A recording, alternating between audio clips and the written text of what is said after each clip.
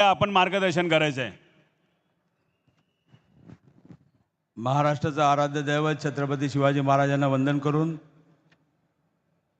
Bharat Ratna doctor Babasaheb Ambedkar, Hindu हृदय सम्राट शिवसेना प्रमुख बाळासाहेब ठाकरे आणि ठाणे जिल्ह्याचे दैवत धर्मवीर आनंदीगे साहेब यांच्या स्मृतीस वंदन करून आज या ठिकाणी या प्रचार सभेला उपस्थित असलेले आदरणीय पक्षप्रमुख उद्धव ठाकरे साहेब, सन्माननीय महाराष्ट्र नवनिर्माण सेनेचे अध्यक्ष आदरणीय राजसाहेब ठाकरे, आमचे सन्माननीय संजय राऊत साहेब आणि मंचावर असलेले सर्व मान्यवर नेते, आज या ठिकाणी आपल्याला दोन्ही नेत्यांचं मार्गदर्शन ऐकायचं आहे। मी फक्त आपली 5 मिनिटं घेणार आहे। या ठाणे महापालिकेच्या ही निवडणूक लागलेली आहे।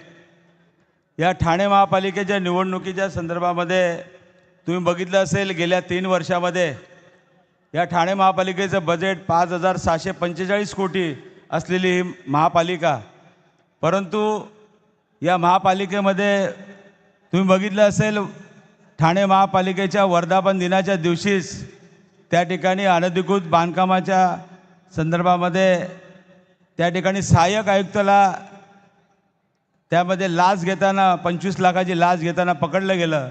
अशी ती ठाणे महापालिका, म्हणजे जनतेच्या पैशाची त्या ठिकाणी जे टॅक्सपेअर आहेत आपले, त्या टॅक्सपेअरचा पैसा कशा पद्धतीने लुटला जातो। आज तुम्ही बघितलं असेल, एवढी मोठी महापालिकेचं बजेट असताना सुद्धा या महापालिकेमध्ये आज फक्त 40 कोटी रुपये शिल्लक आहेत।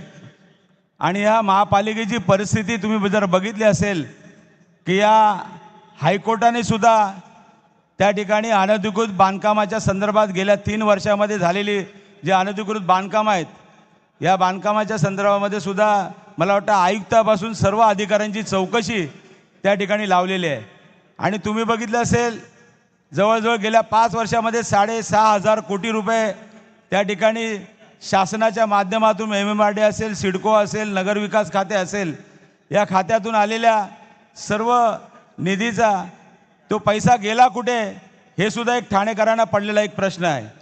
आणि तुम्ही बघितलं असेल, या महापालिकेला तुम्ही हे मिंदे त्या ठिकाणी मुख्यमंत्री असताना तुम्ही बघितलं असेल, या ठाणे शहराला काय दिलं त्यांनी गेल्या 3 वर्षामध्ये। तर या ठाणे शहराला तुम्ही बघितलं असेल, ठाण्याला, नवी मुंबईला, त्याचप्रमाणे मुंबईला स्वतःचं धरण आहे, परंतु या ठाण्याला गेली कित्येक 22 वर्ष सत्ता असताना सुद्धा हे स्वतः मुख्यमंत्री होते, परंतु आज सगळ्यात या धरणाची हे सुद्धा झालेलं नाही। आणि तुम्ही बघितलं असेल, या महापालिकेतला जो ज्या पद्धतीने भ्रष्टाचार चालू आहे, त्याच पद्धतीने या ठाण्यामध्ये सर्व ठिकठिकाणी ड्रग्सचे अड्डे या ठिकाणी आहेत। आणि त्याचा केंद्रबिंदू तुम्हाला माहिती आहे साताऱ्याला आहे। आणि कशा पद्धतीने या तरुण पिढीला बर्बाद करण्याचं काम या ठिकाणी चाललेलं आहे।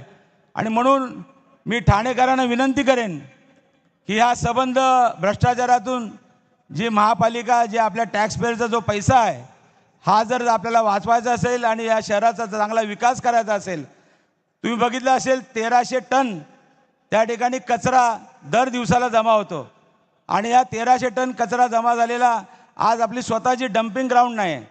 आणि तुम्ही बघितलं असेल, या महापालिकेचं आज घोडबंदरमधून आपल्याला घोडबंदरवासीय जे आहेत, जवळजवळ 15 ते 20 लाख लोक त्या नवीन ठाणे शहराच्या इथे राहत आहेत, परंतु आज परिस्थिती अशी आहे की गेल्या 6 महिन्यामध्ये जवळजवळ 80 ते 90 मृत्यू त्या ठिकाणी ॲक्सिडेंटमध्ये गेलेले आहेत।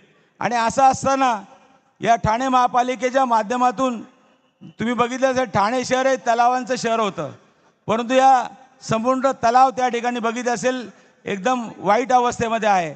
आणि हे जर सर्व बदलायचं असेल तर मी ठाणेकरांना विनंती करेन, ही ठाणे महापालिका तुम्हाला भ्रष्टाचारातून मुक्त करायची असेल, त्याचबरोबर या ठाणे महापालिकेला जर विकास करायचा असेल, या ठाणेकरांच्या या संबंध जे काय